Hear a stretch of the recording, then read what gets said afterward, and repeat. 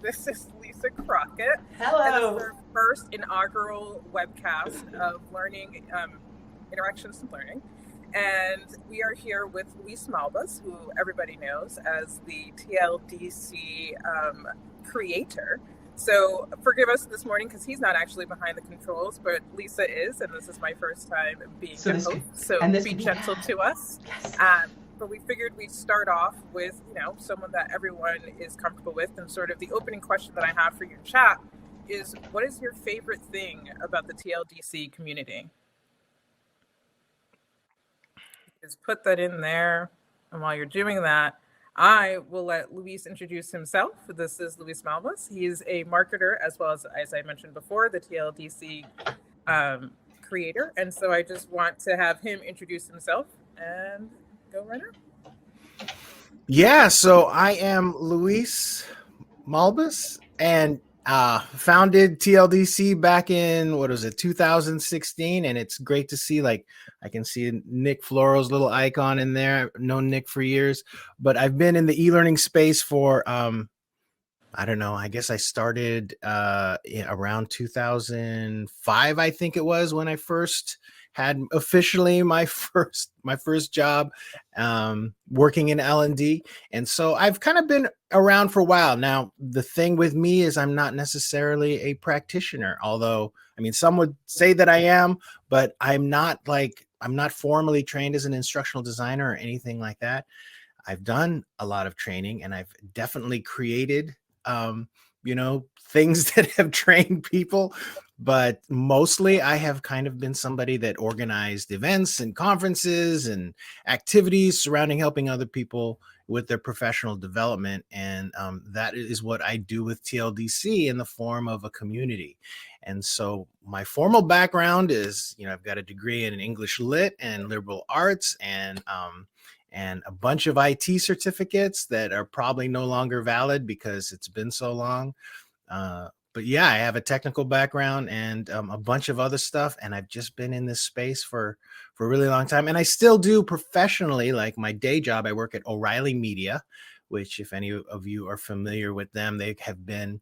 Well, actually, they had the first business website on the internet, the first e-commerce website. So, and they have a learning platform that I am involved in on a regular basis, but they're focused more on data and AI and programming, next economy, open source, things like that. So I am definitely an L&D professional, I feel, but my emphasis isn't as much as on a practitioner side of things, more like somebody who markets and curates and builds community.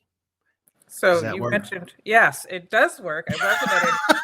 And I would certainly say you mentioned personal development. And I know already as I started in this community about a year ago, you've already done that. And just even working on a web class platform does that. And that to me screams L&D that you want to help people, which takes me to my first question, which is you did mention a little bit, training isn't in your day job. But Yeah. you started TLDC. What made you want to create a community for people who are in this industry? Well, I guess it was pretty much from in a lot of ways, it was sort of my love of the audience. I mean, there was, from a practical perspective, I have a lot of experience with working with building audiences and actually helping support communities. When I was at the eLearning Guild, or the Learning Guild as it is now, that was a lot of my focus. I was always thinking about the individuals that were a part of the community, the people that would attend conferences or their online events. That was always top of my mind. And so when I left there, I was like, where am I going to go next? What am I going to do next? I wanted to do something that continued to support that, because that was a passion of mine. I found that every time that, I would have conversations with my old boss and all that, it always came back around to me wanting to say, well, how are they going to feel about, this particular product or this particular, logistical situation at an event.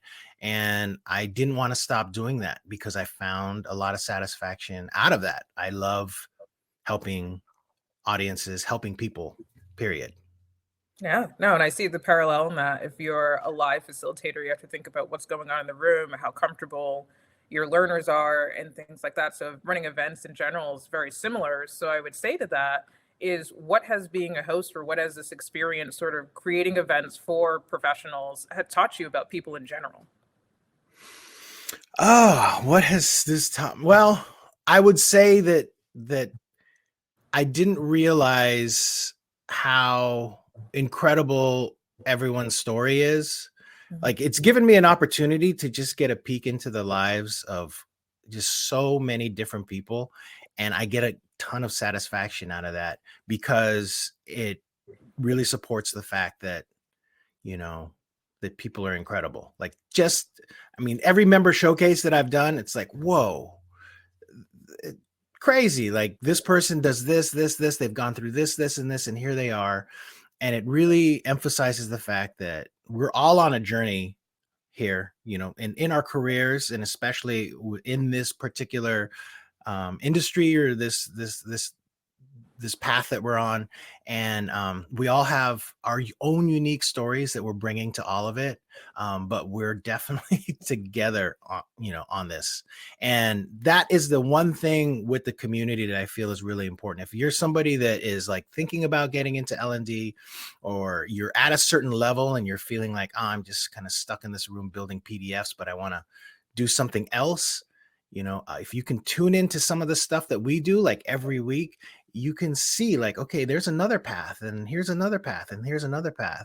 And I love being able to shine a light on that stuff, because you're not alone. And I feel like that's what this community is about, is I'm trying to like get past the screen and just get to the fact that there's just a lot of human beings that are out there in chat, and are attending right now. That's important to me, because I feel like, especially with social media and people just anonymously posting whatever here and there and wherever, that we forget that on the other side of the window, we're actual flesh and blood, and that's a big deal for me. That's great. I hear that and I immediately am like, yes, 100%. I love people. I love talking to them. I will 100% put down my phone just to stay connected with people. But what I heard in that is that you really care about growth. And so I have two questions to that. The first I'll go for you, which is, how do you feel that you grow yourself? What do you do for your own personal development other than helping with this community? My own professional development. Well, a lot of my activity that I love doing is I just like to build stuff. And so I am constantly fidgeting and testing things out and trying things out and seeing and making things break. That is, I guess I'm kind of I'm a nerd in that way. I mean, you guys have seen that I sometimes will plug in different little web apps and technology pieces, as long as they work. I have to make sure that they work, but I plug in a lot of stuff and play around with that. And that is one way that I continue to stay creative with TLDC, and also with my own professional development. And honestly, TLDC as an activity is that is my professional development.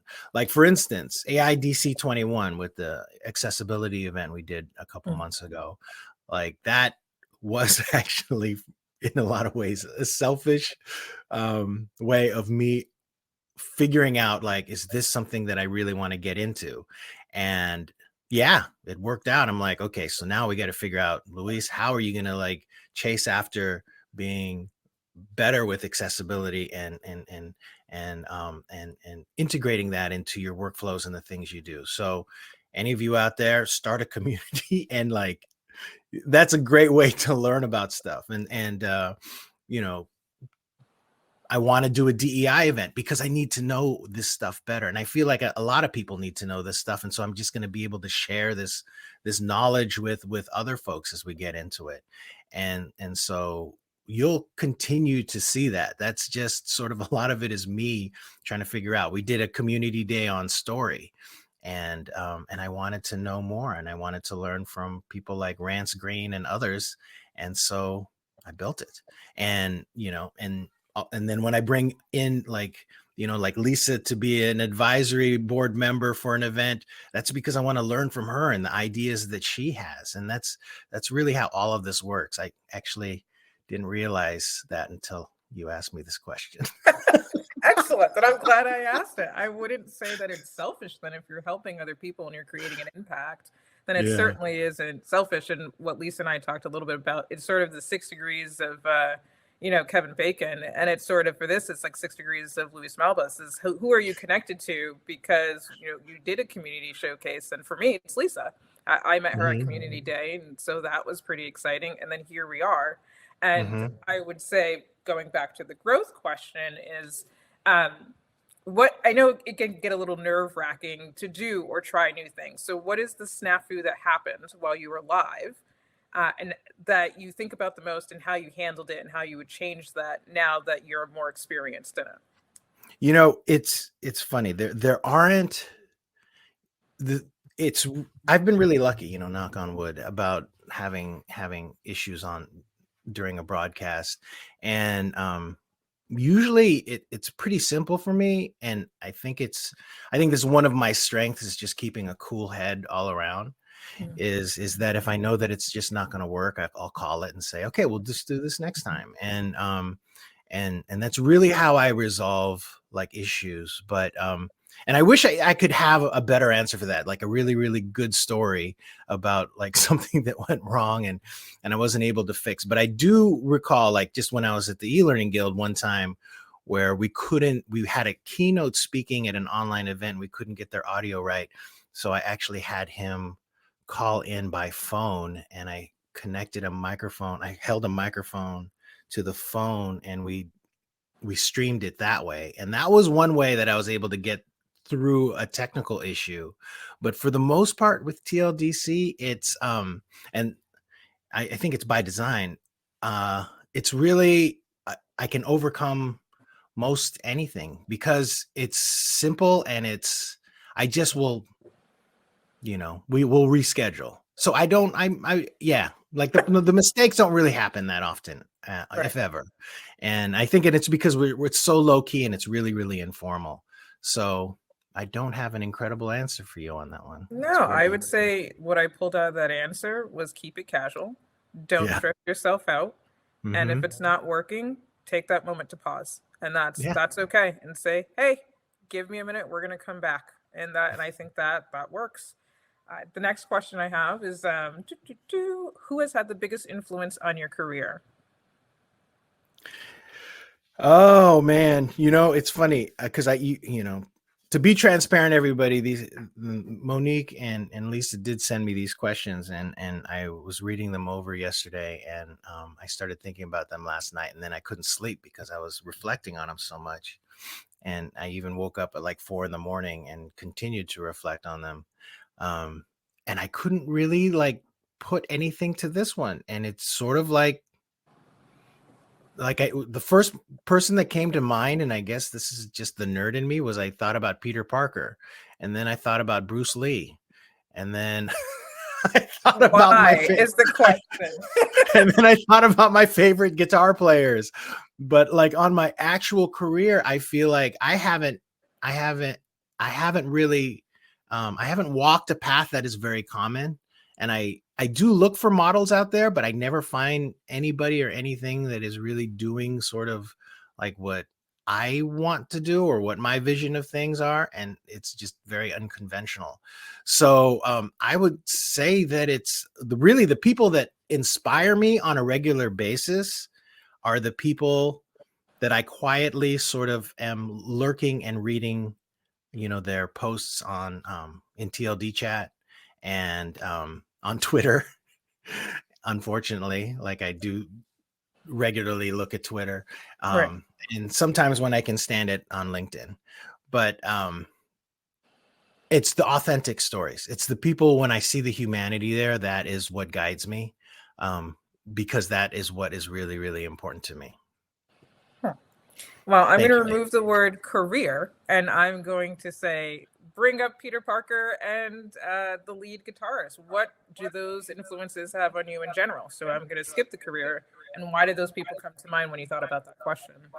Just doing the right thing. It's always about doing the right thing. I actually did have a cousin. I have a cousin. His name is Ricky. and I know him as Kuya Ricky because in Filipino, whenever you have like an older sibling or cousin or relative um, within your generation, you call them Kuya in Filipino, and so his name was Kuya Ricky. Is Kuya Ricky? He lives in Hawaii, and he was this guy that always did the right thing. Anytime any like my elders and my grandparents or my parents, his parents would ask him to do something, he would go do it. And he would run errands, he would just do anything for them. And then he would also be super cool because he was a skateboarder and a surfer and would listen to Van Halen and do all this stuff. But at the same time, he did everything right, like for for our elders. And so I always kind of looked at him when I was growing up as a model, and that level of respect is something I continue to aspire to, and I even pass to my son. Is like, you can still be cool and do all this, be a killer skateboarder and surfer, and but still like have a lot of respect for the people around you. You don't have to, you can still be humble and carry yourself with a lot of humility, and still be badass, basically. I like it. I like that response. Okay, so what gets you excited other than the TLDC community? Well, I mean, it's obvious. You can kind of see a guitar in the back. I like to play music. I like to write songs. I like to be with my family. I love like playing with my son and watching him grow up with my wife. And those are right now at this time in my life, that is like basically my thing is just that stuff. I have to say though, the rock and roll thing picked up. Like I had kind of stopped for a while, and then I ended up meeting some guys off of Craigslist, and then we were gonna I So was sketchy. yeah. It kind of is, but we ended up like just starting to like, I didn't realize I was going to end up playing in a rock band again, and we're playing and we're doing pretty well. So it's super fun, and it's actually helped me survive the last couple of years, just being able to play with those guys. So that is really driving me now, and it's an important thing for me. But though that's pretty much it. It's like family and music pretty much. Yeah, I'd say that. Yeah, stick to that. That's a good one. What do you do that people may not expect about you? So you're in a rock band, so I'd imagine that's not necessarily what people think of. But is there anything else that if someone talked to you, they wouldn't expect, like, oh my God, he does that? Yeah, I have like pretty much a whole alter ego that people have no clue about and is not appropriate for camera right now. But Okay. We will redirect. That is fine.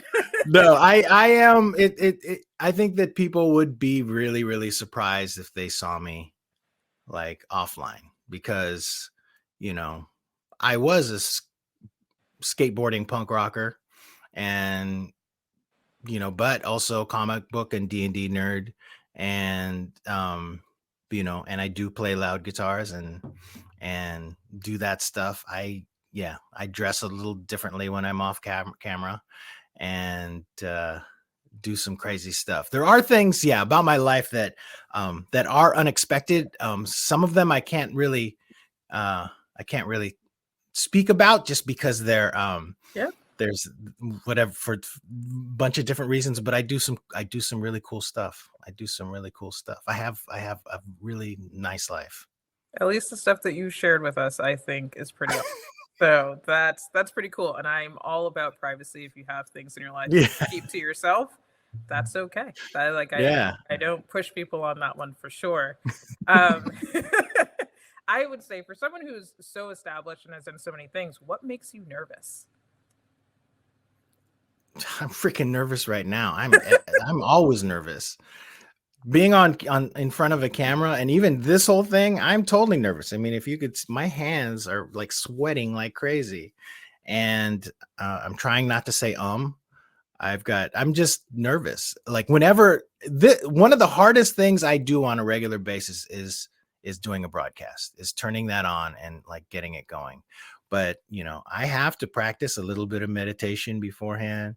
I have to calm myself and just go through it and do it, because personally, I am not somebody that is really comfortable on camera. And that is one of the reasons I think why I love what I do, is because I see other people that feel the same way. And I know that if I can do it, they can totally do it. And I want to help them do it. I want to just make sure that you can like, because everybody that's in the community, every single member showcase that we've done, anybody that's submitted anything that wants to be able to share their knowledge with this community, that is absolutely brilliant. That's like, and that's kind of built into the core of trainers and people that are educators, is like you want to help other people. It's kind of, that's just built into you.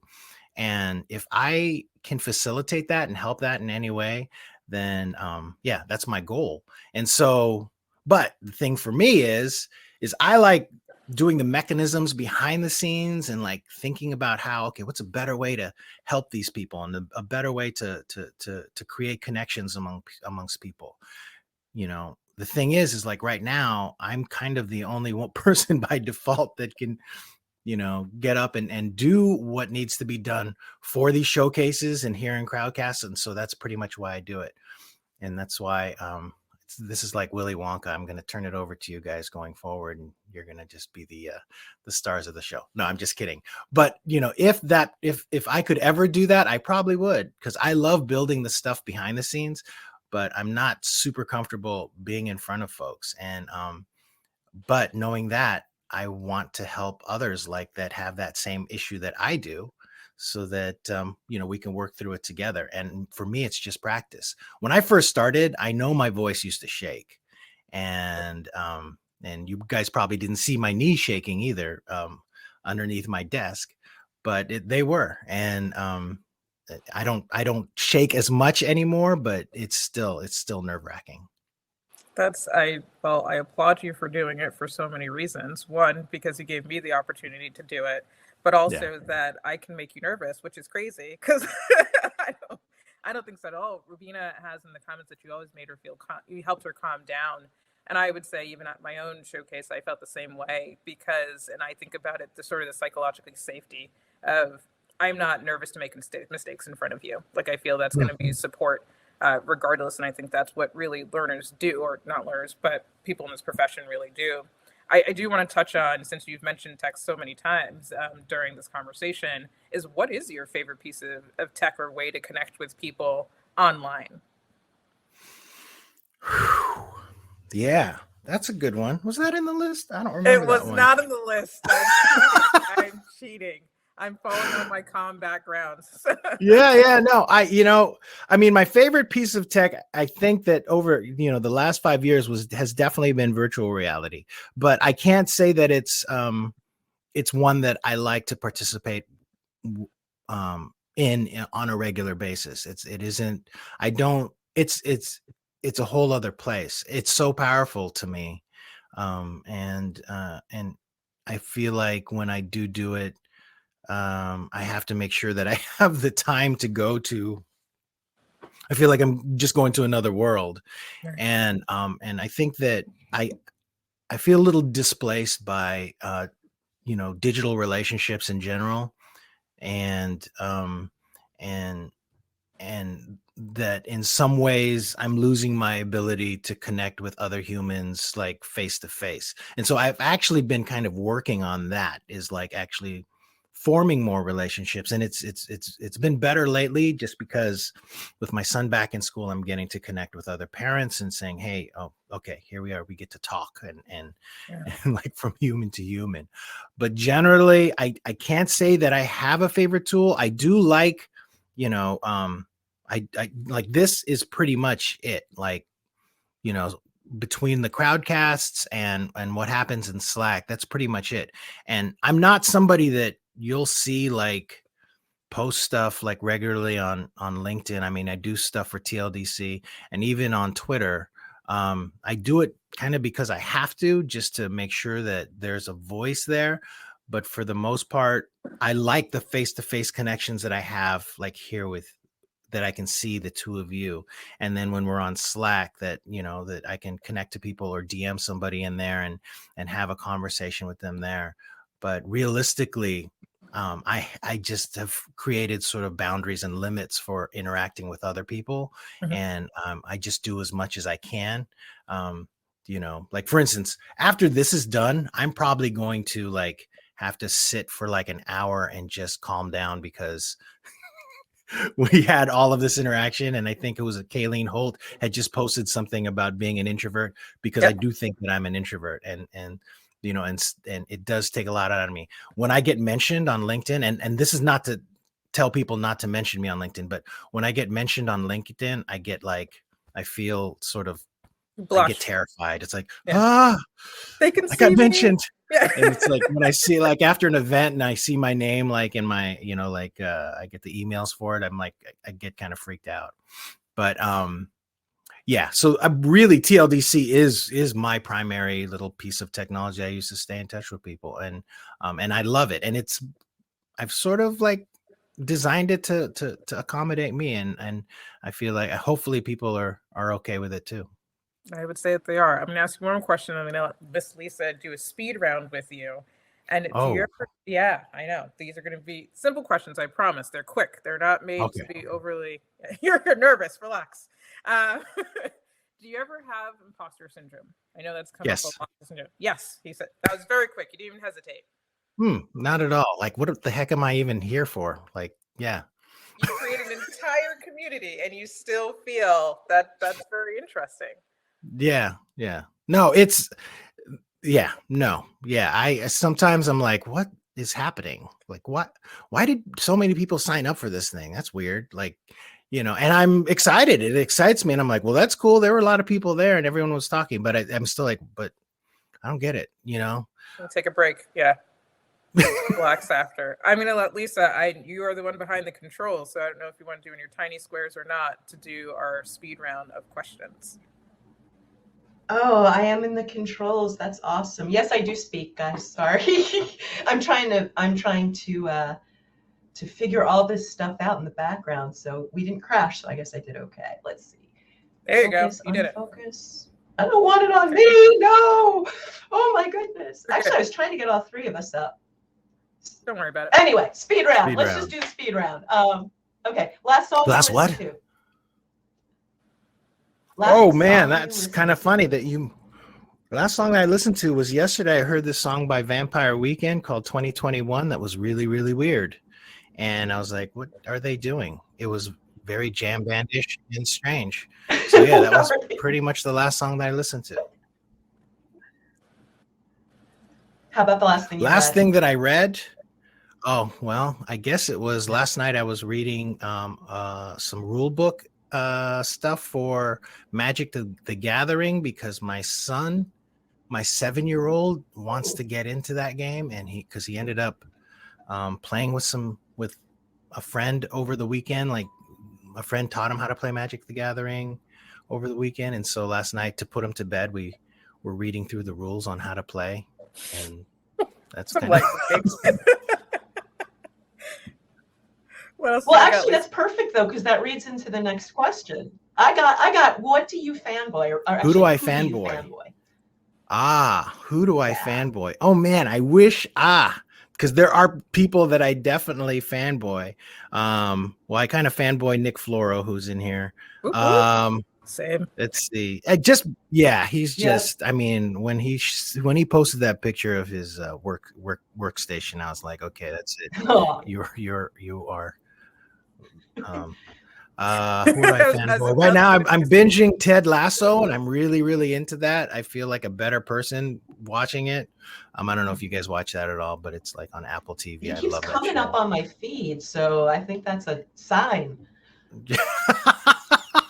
Yeah, but Ted Lasso, I've been binging that, and so yeah, I fanboy. That's pretty much my answer, because I'm all about Ted Lasso right now. Okay, one more, and then I'll let us release and see if there are any more questions in our Ask a Question from the audience. So, yes or no? Could your partner, your wife, accurately describe what you do for a living? No. You have no faith in her whatsoever. No, zero. You absolutely not. What you do for a living? Yeah, she's kind of like, she's in the entertainment business, and like she's got her own type of like, yeah, she's a whole other type of she's got, and also, yeah, no, she just wouldn't. It doesn't matter. It doesn't. It's No. just, yeah. No, she just lets me write the checks, and we're good. But yeah, not, and it's not a big deal. It's not a big deal. It really isn't something that we chase around a lot. During the live events, that's definitely something she understands and is absolutely impressed by. But the virtual stuff, she's not much of a computer person too. So she's very analog. So it would probably be hard for her to really understand what's going on. I mean, she was trying to bring me a cup of coffee earlier, so she's supportive in every way imaginable, but has no clue why I'm over here talking to people in front of a computer. Sounds excellent. Before awesome. Lisa wraps us up, do you have any other comments that you'd like to make before we start to close out? Yeah, you know what? What I need from you guys is, I need to understand. I want you to tell everyone what you're trying to do here with this intersections and learning, because I'm not sure how much value I'm providing right now to the conversation. And I do think that this community is an intersection. It's a way, community-based learning, which I've heard more and more talk of about, from people out there, how important that actually can be for folks. But what your thoughts are, how you're going to chase after the conversation, what are you looking for as far as the guests that you're going to book? What are those, like, what are the intersections? Like, tell us again. I know you talked about it in the last episode that we did together, but just one more time. And I think you should introduce the show with the concept. But those intersections, why are they important? Lisa, I'm gonna let you start off, and then I'll follow lead. I know. I knew she was going to do that to me. I knew she was. So what we're hoping to do is, and you guys heard some of that in the introduction, or some of you may have seen that video we put before the webcast. But what we're really trying to do, guys, is to talk about, as a community, we all come from different disciplines, right? Some of us are facilitators straight up. Some of us are instructional designers. Some of us are a mix. Some of us are media developers. And there's so many other roles out there. So I apologize if I'm missing yours. But we intersect in so many ways. And there are so many conversations in this community about, well, what is an instructional designer, or what do we call ourselves, or all of these pieces. And what we want to capture here is, it's what are the different pieces, and then how do we intersect? Graphic design, for instance, or to Luis's point, your wife is in the entertainment industry. I forget, was it Shelley who said this in her cast with you? Someone said it, and it just hit me so right here, after having done this for like 25 years. It's where there's entertainment that we intersect with. And I know a lot of learning folks don't like to think of it that way, but there is a component of keeping people engaged and all of that. And what we want to find out from you guys is, where do you intersect with each other? Where do we intersect with all of these different roles? What are we not even thinking about? There's the obvious stuff, marketing, right? Graphic design, voiceover artists, media development, but there are things that are not obvious, and they often come up in the middle of, an engagement with a client. And you're like, oh my God, I need So we want to find out about those and how you navigate through them. What do you do if you need to create some crazy animated video for a client and they really want that Pixar thing? Who do you call? If you don't do it, do you do it? Do you call somebody? Do you readjust their expectations? That's what we really want to talk about. And especially how some of you who've been doing this for a long time, how do you navigate that stuff? Right. Let's help some of the folks that are coming in. Yeah. So Yeah. that's all I got. And Kim, you're right. Technical writing is another great intersection as well. And I think the other point that I would add on to this is, Luis, you don't necessarily think of yourself as a learning professional, and yet your whole point is about community and personal development for people. Mm-hmm. That is learning.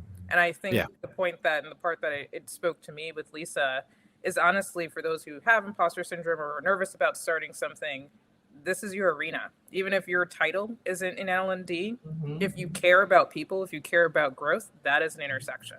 And so we're just looking at different people who are doing things that are in learning, and or if they're not officially in learning, if they're still helping people grow, how does that all work? So please reach out to me or Lisa. on LinkedIn. We will happily speak to you a little bit more about this, but I want to thank you all. Lisa, I'll let you do the wrap up here. And well, wait, I want to add something real quick if I can. Sure, Sorry, of course. I'm going to take over It's for a your second here. platform, technically. The thing that I love about the intersection concept is it's, all of those things about, sort of these different verticals and different skill sets that we have that intersect and different departments within an organization. Those are all really, really important. But the intersection that I'm seeing that I'm totally in love with right now is how the two of you have intersected, and that there was a community that brought you guys together and your paths crossed, and now you're doing this. And that is something that that I'm hoping TLDC can continue to facilitate, is that everyone is on this path and there are all these different intersections.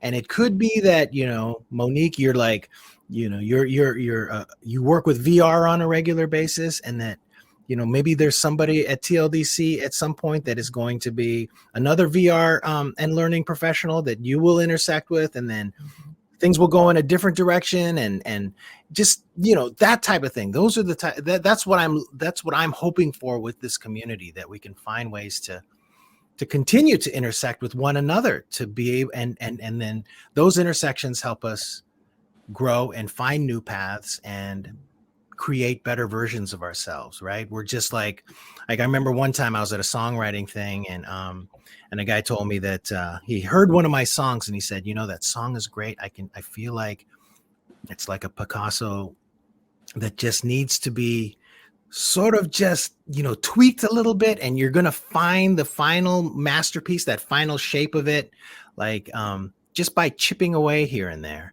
And that's kind of how I look at supporting people within this community. It's like, yeah, we'll just let's figure out a way to get you to that point where, the final masterpiece is available. And then, then you move on to something else. And so that's what I love about the intersections thing, is that there's so many possibilities.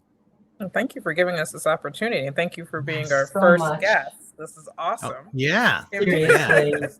Thank you so much. All We wouldn't right. be doing this if it wasn't for you, really, or each other. And that's the intersection with TLDC. Yeah. It's made all the difference for me. That's awesome. Thank you, guys. Thank you. Thank you. All right, guys. We're going to close it up, and we have the intersections email in the chat. We hope you enjoyed today's cast, and we'll be bringing you one in 2 weeks.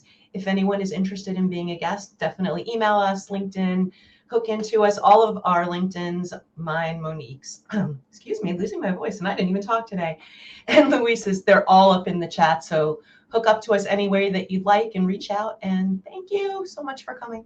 Thank you all. Have a good one. Thanks, everyone. We'll see you soon. Bye. Bye. Oh, wait, I don't have to shut it off. You guys do. No. No, that's my job this time. Let's see if I can cut everybody off at once. Here we go.